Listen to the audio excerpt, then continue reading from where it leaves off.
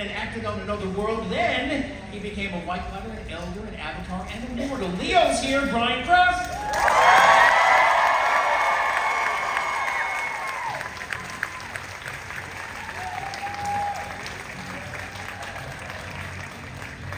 She lit up the screen as Courtney in Jawbreaker, Tatum in Scream, and we know her as the youngest of the charmed ones. Paige, say hello to Rose McGowan!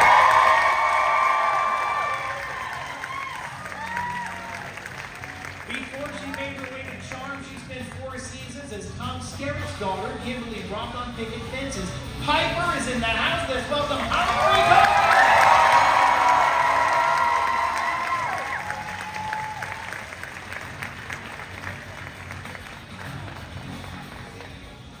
Separate us now. Staying well.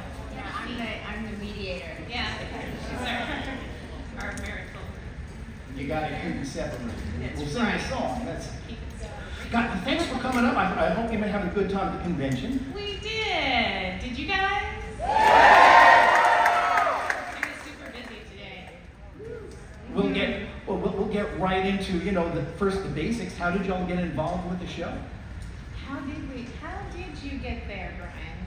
Well, Hollywood saying is you sleep your way to the top. Wow. There are children Not true. present. It wasn't working with my Advice from wife. BK.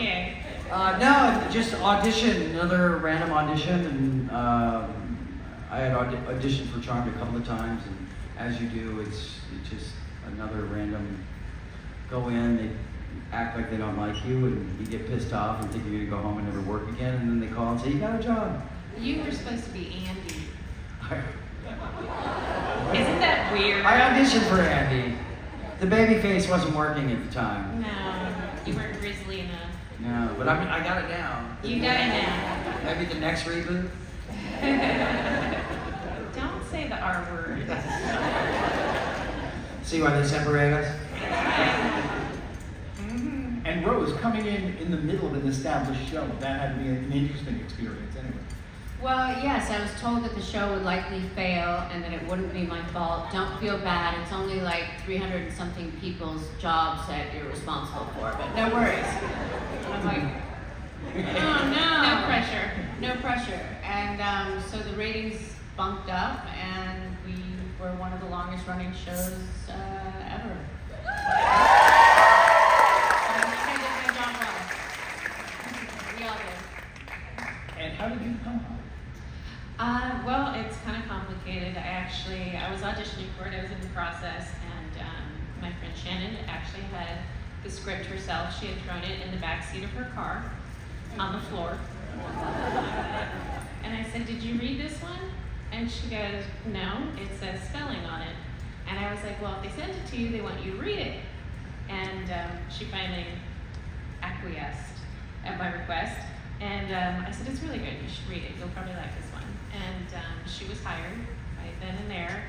And I was still going through the whole process of, I don't know, it's like 3 or 4 auditions before you get to network, which is the final, curtain call. It's never pleasant. And the network did not want me. They wanted to cast somebody else. And Aaron and Shannon both put their collective feet down and said, no, we're doing the show with her. So I just started making trouble from the very beginning. From day one. Day 0. Making trouble, but you made it to every single episode of the show. I did.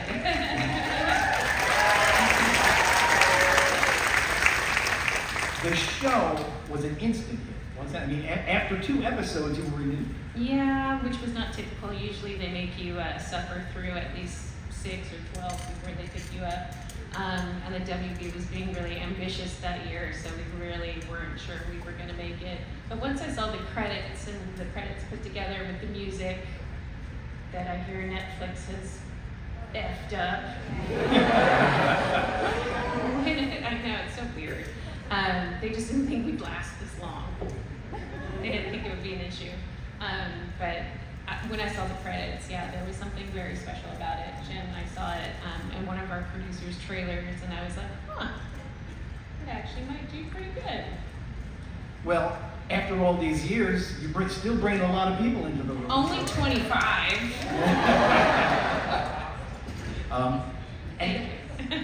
And that one, I mean, WB had like quite a string of shows on It at that did. time. They had Buffy and Angel and Smallville was coming. Yep. It was quite a network to be on. Yeah, it was a different type. It was a different type of programming. And then the CW came along and effed it all up. Just kidding. All right, I'm done. But by the way, everybody's welcome to ask questions. We have some microphones set up on the side if you have some questions Don't for the be guys. shy. Please, don't be shy. I want to ask you, okay, I have one fanboy question I try every time. In real life, and I want you all to answer this, which one of the powers would you want? Mine. I would want my power because I could like take this whole audience and throw you across the room, or I could touch you and say Paris, and we'd all be in Paris, and you'd never have to get on a plane. It'd be amazing. I got that power. I'm gonna go with Paige to Paris. Thanks. Come on, Brian. Paris. Okay, we're doing it in April, okay? Okay. Hold your It's a words. slow orb. Slow orb train. Leo's healing powers and traveling powers are pretty great. Yeah. Occasionally, yes, I'd like to have Bruce power and just blow the world up. That's mine. Oh, that's your. Yeah. I'm gonna move down another seat. He gets his sisters mixed up easily. I'll stay with Leo's powers. What was her power? She moved things, which is not blowing up things Kind of whatsoever. though, right? Kind of. No, not at all. Anybody? No. Anybody with Leo on this And one? like literally, like we're doing the rewatch podcast. Are you not doing your homework? Crying out loud. He's like pretending to watch the shows, and he's like, "Yeah, that was a great part. Yeah, yeah." Come on. Well, we have some folks lined up. Let's start with the next question. Hi, it's not really a question. I have to tell you guys, I spent a lot of time in and out of the hospital, especially growing up, and I didn't discover the show until you joined Rose. But for a few hours every day, they would wake me up just so I could watch Charmed. You guys made the pain go away. You made it so much easier for me to deal with being sick and always. Don't you make me cry now. I'm trying not to Don't try cry to keep myself. together. And I just have to say thank you so very much for helping me through everything. You are gonna make me cry.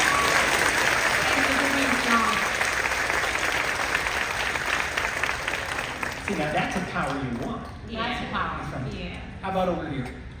Hi. Hello. Wow, that came out weird. I don't want to like say anything.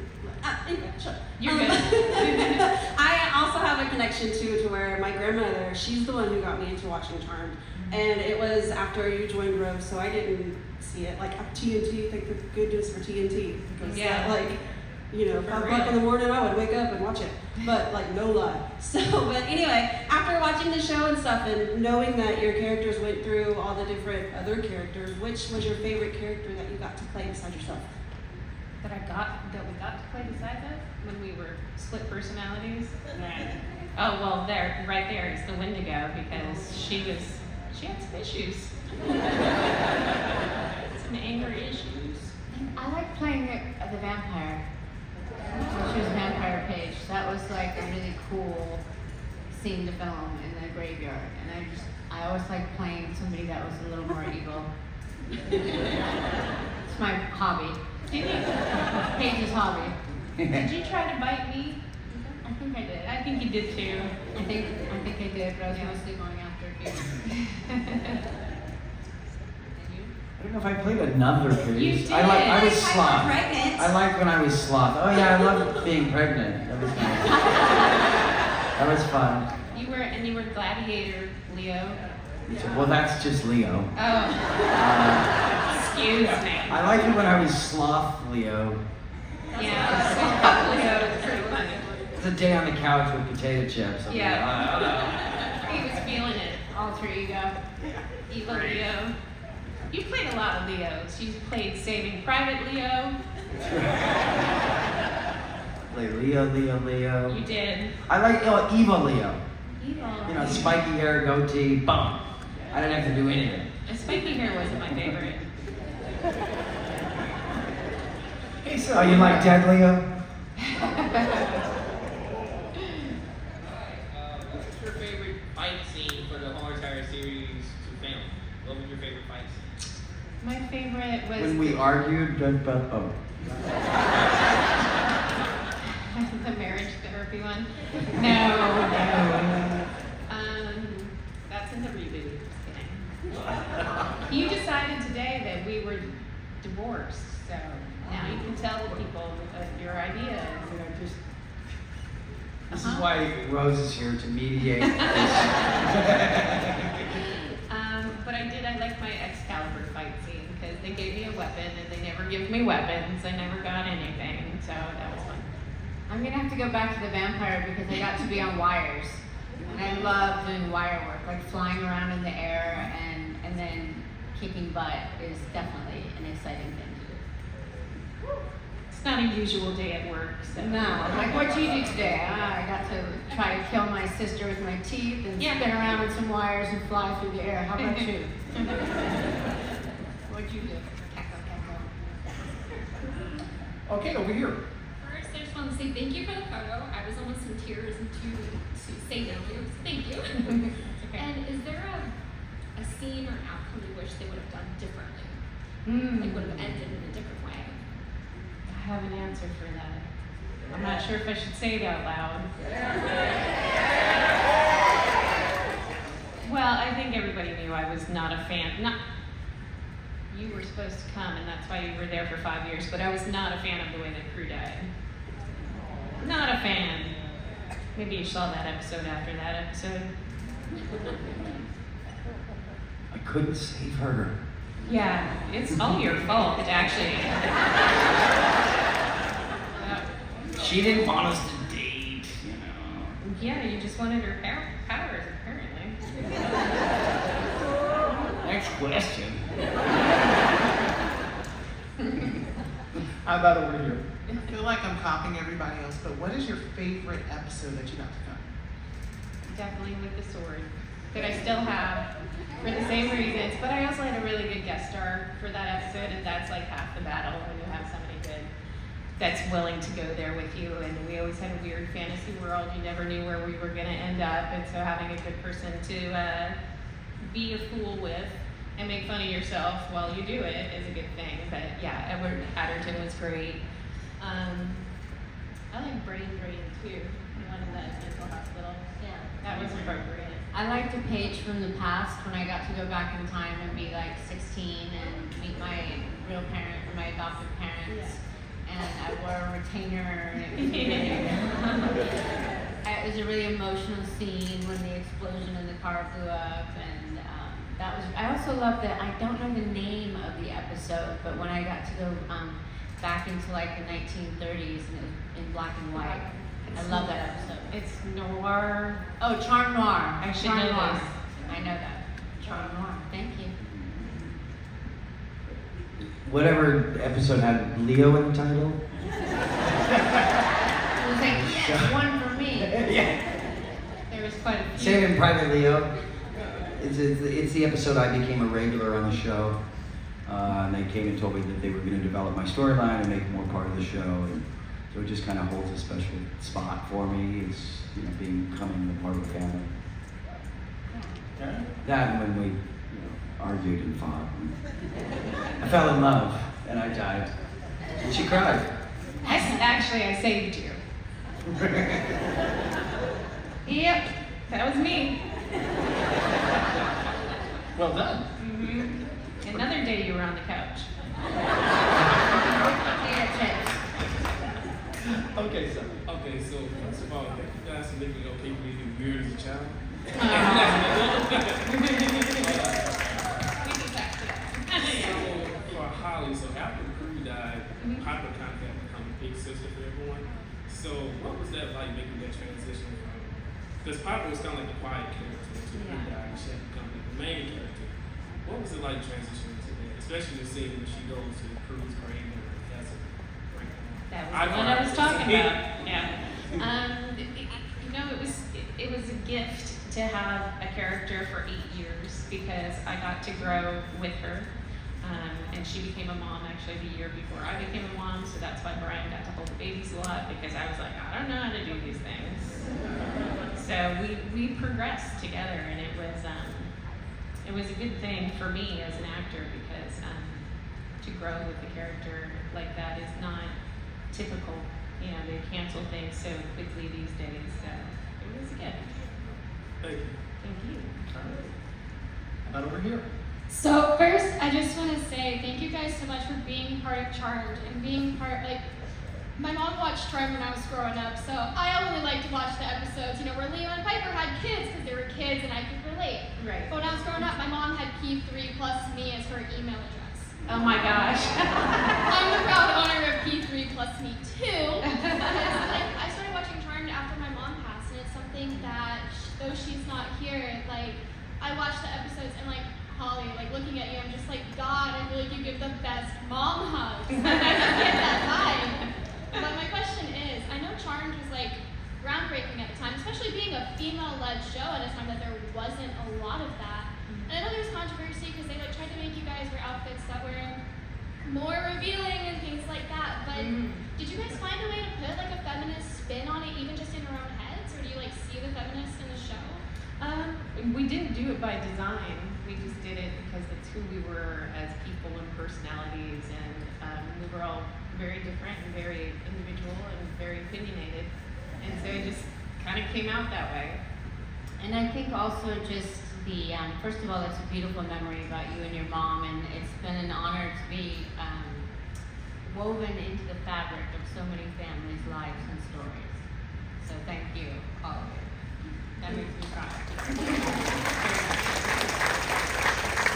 But I don't remember the question. Did we do it on purpose? Did we do it on purpose? I would say we were very strong women individually, and I think that bled through in our own ethics, you know, came through the characters no matter what, no matter how they dressed us maybe, or the outfit of the week, you know, we prevailed.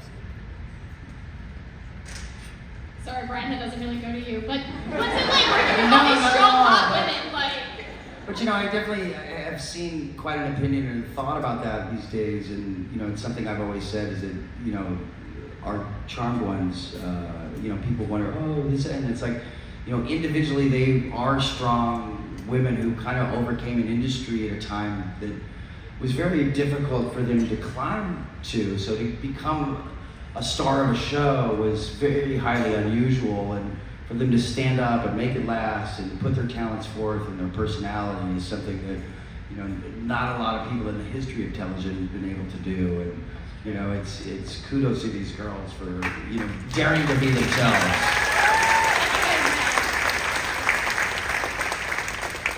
All right, over here. Brian, I want to tell you, when I was 12, I decided that I was going to name my kids Leo and Wyatt. Leo just turned 8. Where is he? Leo!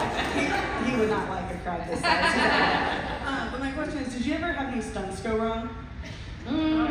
Yeah, our girls got thrown around a lot. You know, they got hit by cars more than once, and you know, stuff like that. Nothing really. I mean, I just got tired of landing on my backside all the time. I was like, I will fall any which way else. I'll fall on my face, just not the back, not the back.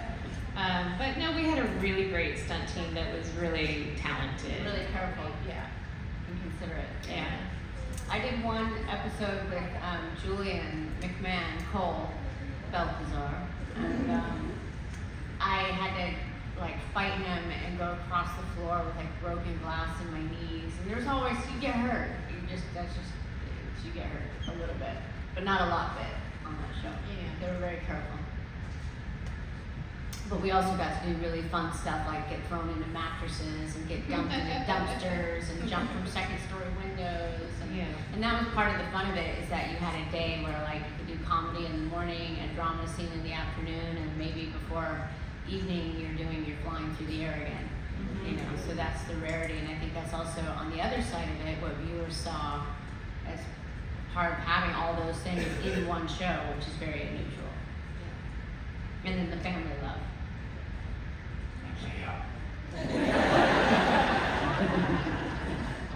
You escaped, yeah. No, I never got her. One time we were doing sword thing in one of them, and the sword had come down on my finger. Had it been sharp, it probably would have cut my finger off, but it left kind of a bruise, and I was, you know, it's kind of something you wear, like, It's like, you know, the stunt guys are like, dude, you went left, you were supposed to go right, that's your fault. I'm like, now look, I'm a stunt guy. I know you're kind of bad at it. Yeah, but they were great. Okay, how about over here? Question is, what were your favorite lines? I saw somebody made a T-shirt that said "Kiss this." It's a bad word, okay? Don't say it, but it was funny. It was a tough line to deliver at the time, but people seemed to like it. You don't? No, not specifically.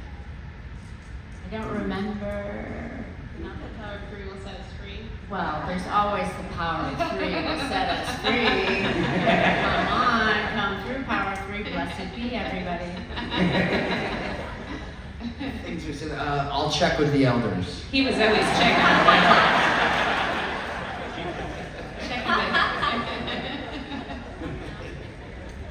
Okay, let's go over here.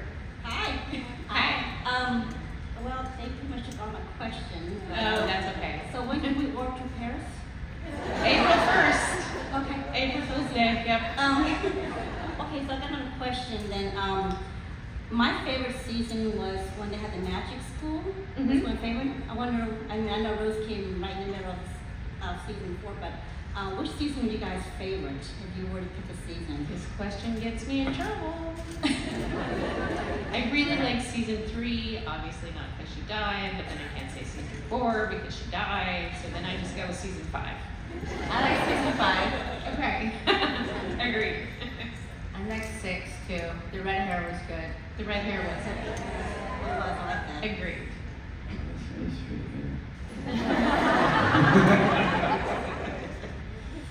Season 2.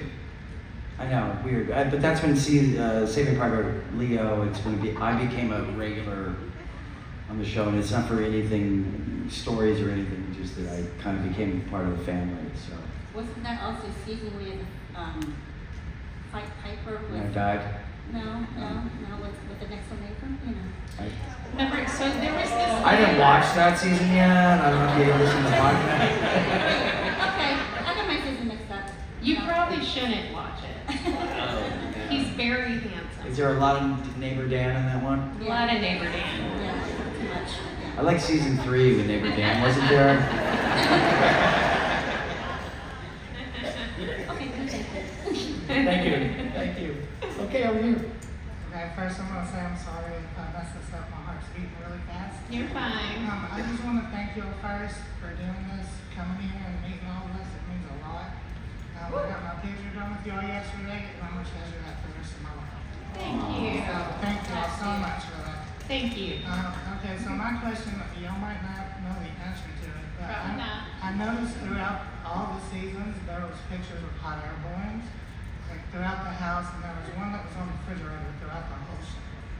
So I was just kind of wondering if y'all knew the story behind that, why they were there. I don't know. Yeah. Yeah, they have weird, sometimes like, You really like the wicker furniture. I know where you're don't going with like the this. furniture. I got very confused sometimes. I was like, these are young women, why do they have wicker furniture? It blew up, but it came back again. Again.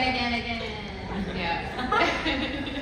I have no idea. That's so weird. We have. Yeah, that's a good catch. It's probably. It's my best. Yeah, it's probably like a prop department joke of some sort that we're unaware of. Yeah, they make inside jokes with each other, the departments. Okay, Well, if y'all ever find out, I'll watch the Now I'm podcast. gonna have to find Yeah, out. think of you. Thank you. Sure. Thanks so much. How about over here? First off, I hated Abraham. I was all Leo all the time. That had to happen. Yeah! That was a hill I was willing to die on, so thank you for that one. But my question is, the sister bond. I have sisters, and whenever I would watch it, it made me feel close to my sisters because I would think about my sisters and how close we were. Do you still share that bond? We do. That's awesome. And Leo, the love He's the story fifth between sister. the Leo. I've noticed that today. But the love story between Leo and Piper was magic, and I loved it so much. And I read a lot. I'm an English teacher, so I have literature. Best love story I've ever seen. Oh. You were a really good actor, BK. You were really good. You're a great kisser. Give the people what they want to hear. Hi. True story. She's blushing. All right, how about over here? Hi, I just want to say thank y'all so much for being here. Like a lot of the people that have already said, this was like a morning tradition with my mom. Waking up before going to school, we would watch the 2 episodes that came back to back on TNT each morning. So that's a fond memory I have with her. And I really enjoyed the sisterhood that y'all had on the show. I was able to live vicariously through y'all because I don't have a close relationship with my sister, so it was really touching and warming to see y'all acting so well. I would be crying with y'all. It was just an amazing show, and now it's my comfort show as an adult. But my question is, being on the show for so long, it's a fantasy show. Did any of the storylines or the demons or the magic seep into your dreams? Did you ever? Could you use your powers in your dreams? And how did the show seep into your real life? They didn't let us sleep a lot. We didn't drink a lot. No, that's not true. There were union laws. We did sleep sometimes, but no. I mean, Julian was always a handful to work with, so he probably seeped into the subconscious there quite a bit. Mine was spent mostly on air. If I had to fly anywhere, I would spend the first 5 minutes of the flight fantasizing about Paige's power and why I was so mad that I didn't have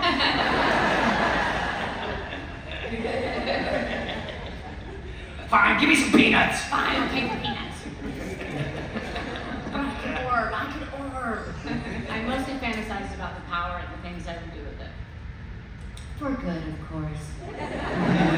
Always. Not personal gain. Never. Well, that's actually been true. Thank you. All right, thanks. How about over here? Hey, I have been a huge fan of y'all's for as long as I can remember. I love that it's one of those shows that it doesn't matter what episode's on. If it just comes on TV, you can just sit down and watch it, and you just are right back into the show, and it's just fantastic.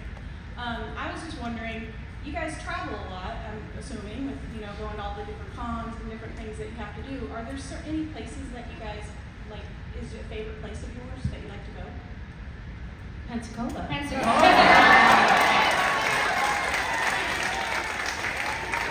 This is our first time, and so we were really impressed. It was a really cool show. It's lovely here. Not just saying that because there's a microphone in my face either.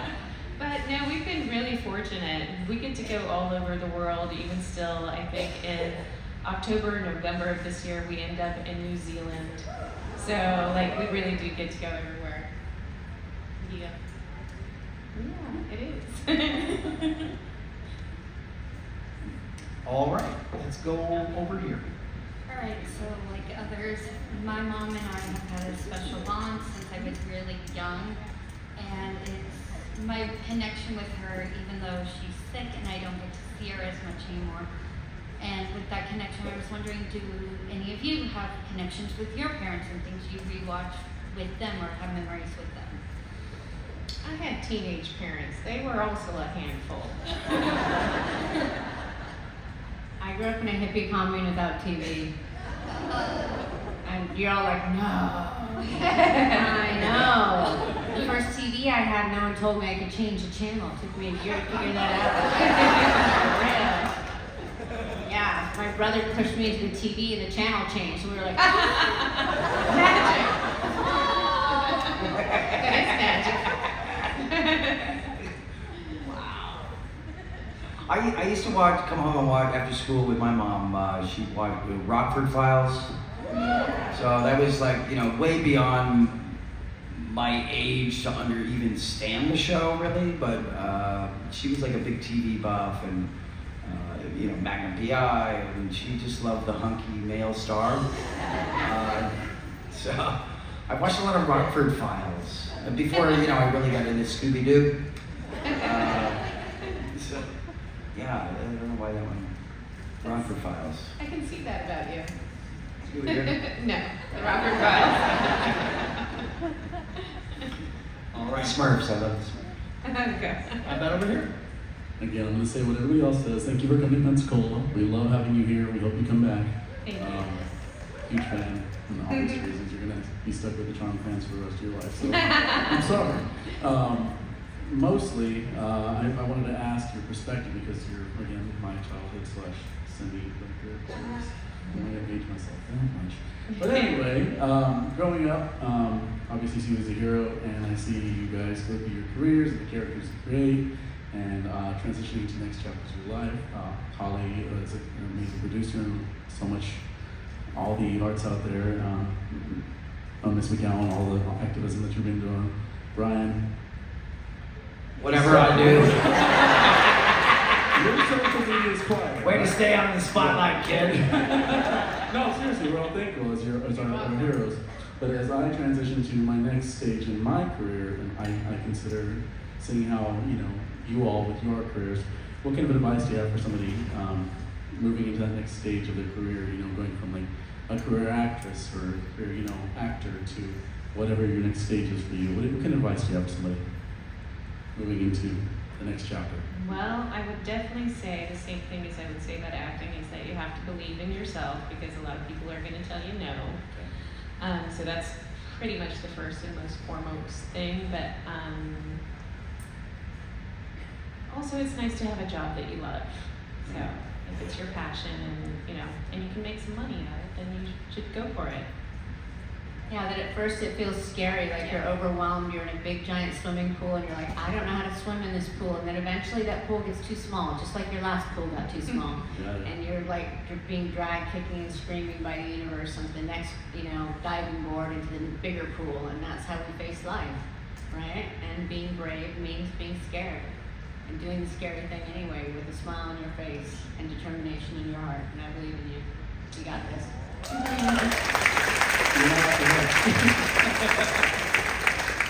No, I think the same thing. It's find what you love and go get it. Nobody's really handed anything, and if you dream it and you believe it, you can get it, and go do it. Why not? Why not? In a year from now, if you don't, you're gonna sit back and go, well, I coulda, shoulda, oh, just keep going to this cubicle. Go get it. I always wanted a cubicle. I did. I will build you a cubicle. You always want what you can't have. So I always wanted an office and a desk because I never knew where I was going to be, never knew when I was going to be home, probably missed somebody's birthday or Christmas or wedding. And so I wanted this structure of a normal everyday job. I didn't want to be a waitress, which is what my husband's making me do now.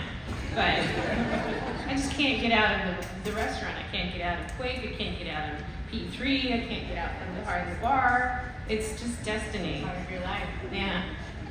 Can't fight it. Can't fight the powers that be. Blessed be. All right, thanks so much. Thank you. Okay, over here. Hi, first of all. Hello. It's very important to fight the powers that be, and I think this is something that Rose knows pretty well. I did want to say, though, thank you so much for everything that you guys have done in my personal life. I mean, since I was 6 years old, I've been watching you on television, and just kind of part of my whole kind of childhood. My question for each of you, if you don't mind, I mean, kind of going down the line, what part, if any, part of your character as they're written, do you most identify with? Do you find that kind of connection that enabled you to bring them to life in a way that you're still talking about it here in Pensacola, Florida, all these years later. I asked this also, by the way, Holly, you mentioned about Excalibur. I study medieval history and literature. This episode remains one of my favorites, even all of these years later. And Rose, your depiction of the evil queen, if you remember this, The is green. so fantastic. Thank you. Good. Well, I think what I learned from Piper actually was her commitment to family. Like I said, I was an only child. The teenage parents is a whole nother chapter of my book. But no, just kidding. I'm not writing a book. Just kidding. But her commitment to family, and like I said, I started having my sons during the show, and so that became a very big part of my life, as they are, and they are everything. For Paige, I would say her service to humanity and humans, asking for nothing in return. I would say I resonated with that, not for personal gain, but because you can and because you should.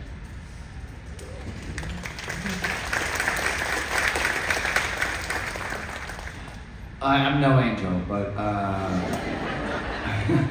You are the white lighter. I am the white lighter. I think with Leo, it was and very much why I liked playing Leo is I was a young dad at the time, and it was, I think what resonated the most is do the right thing and the best outcome will prevail. Always do the moral thing, and it's kind of what I was always insisting the girls do. This is right, and, the best will happen. And it's kind of as a father what I've tried to pass on, and I guess a lot of what I am, even though I don't follow it. I do, and I guess that's what, and you go to great lengths to be with the one you love, and I've chased a lot of tornadoes. Yes, he has. But I think I'm just into that idea of having this fantasy of great love, and even though I've tried to find it in the wrong people, I think it exists, and I think that was the beauty with Leo and Piper is that we kind of play out that fantasy of never ending, I will die for you kind of love, and it's rare in the world, and so at least I got it on TV. Mm-hmm. You did. You got your TV marriage right. Okay, thanks. We're just about out of time, but we're going to go a little bit over time because we started a little late. If that's okay with you. Let's go over here. Two-parter, one for just Rose. Okay. But make it quick because we're very short on time. Okay. How long did Monkey Bone take to film the entire movie? The entire movie took about 6 months of just filming, and then post-production probably another year. Yeah. That's a long time. It was like a $150 million movie. And Yeah, so- they did a lot. And Henry Selick directed James and the Giant Peach and Coraline, and when he did Monkey Bone, and the studio replaced him. They fired the director. But we prevailed and made a movie that you're asking about today, so that's pretty cool. Yeah. And for all three, what was the most complicated season? Most complicated.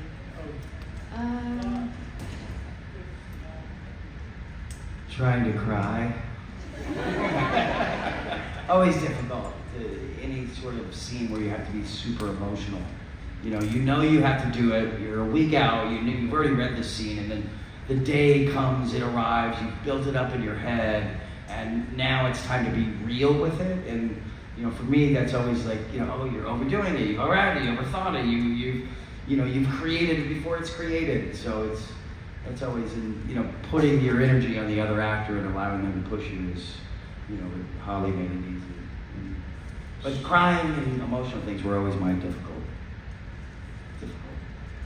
I don't like emotions.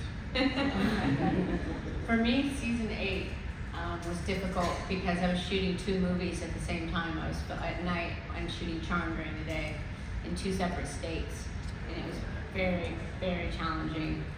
And it took a knock on my health, but I did get to marry Henry, so that was good. There was that, yeah. Yeah, you were busy. Yeah, season 8 was tough because we were trying to juggle even more girls and more schedules and Storylines. Yeah, the storylines. It was really complicated, but we had a good ending. We had a great ending. Were you all satisfied with the way the show ended?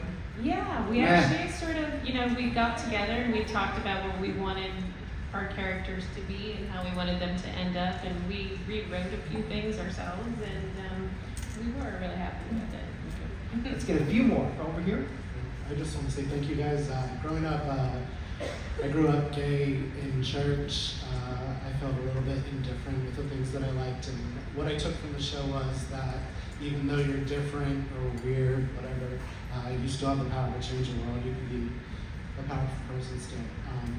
That's right. I love you guys, and thank you so much. Today's been an awesome, wonderful day. Yay. And my question to you guys is, of all the bands that guest starred in Charm, what was your favorite? I mean, that's a tough one, but there's Pat Benatar. I mean, you can't really beat that. She was classically trained as an opera singer, and her mom was a professional opera singer, and her voice was just, and she was amazing, and she had such great energy, right? That day she came to P3. Yeah. And I mean, she's still on tour with her husband, still. Yeah. See, take notes. You can keep going. Thank you. I'm so glad we could be there for you growing up. Okay, over here quickly. Me and my mom watched y'all, and you've been a part of my childhood, and it was a great comfort show to watch. And now, knowing that there's a new season with different actors, you probably already heard about it. I wanted to know what your opinions about the new season. We almost made it out of the building without the question. I'm sorry, is there another Charm or something? Was there a reboot? Actually, Anybody know about this? No, I think they're talking about the podcast. Anybody heard about this? Isn't that supernatural? No, we're doing a rewatch podcast. We're doing a rewatch podcast. Brian's never seen the show, apparently. You should be on it. Now you've said it twice now. It's been recorded. Now you're gonna have to be there. You should. We have a good time doing it. But yeah, we thought it was odd that the reboot was happening only 12 years later. And it felt a little weird to be put out to pasture.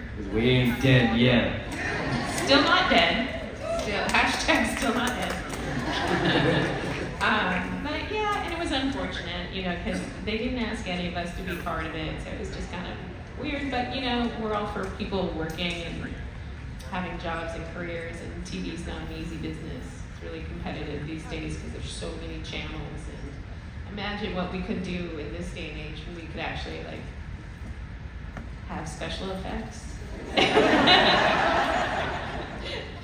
Then it would be a total CGI show. It wouldn't be as fun. Probably not. No. Yeah. Well, I am sorry to tell you, we are out of time. We have to get ready for our next panel. Please thank our guests for coming.